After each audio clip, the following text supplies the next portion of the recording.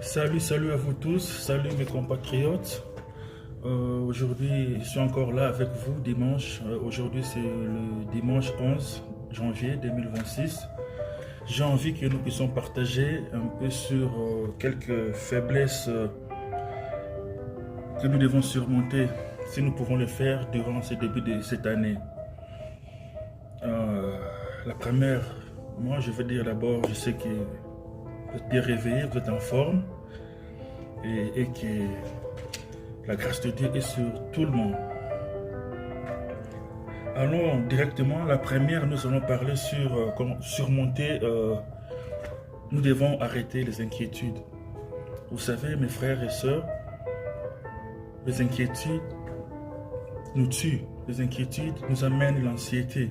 Quand on s'inquiète par des choses qui n'ont aucune importance, comme celle-là, celui-là, beaucoup d'argent que moi, celui-là, celle-là a une grande famille plus que moi. Ce sont des choses qui n'ont pas d'importance. Il ne faut pas s'inquiéter. Il faut laisser le temps au temps. Il faut se contenter de ce que vous avez maintenant. Contentez-vous, travaillez pour ce que vous voulez avoir.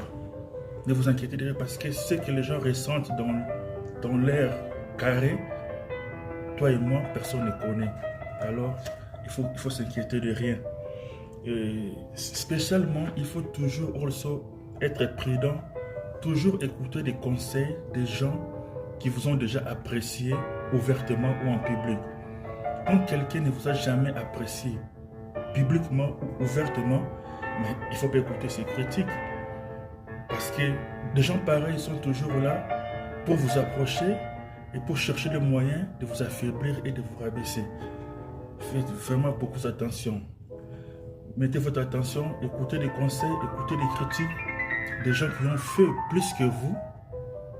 Je peux écouter ces critiques. Des gens qui m'ont apprécié en public ou ouvertement. Mais si vous ne m'appréciez pas en public ou ouvertement sur vos critiques, il faut faire ça. Ok?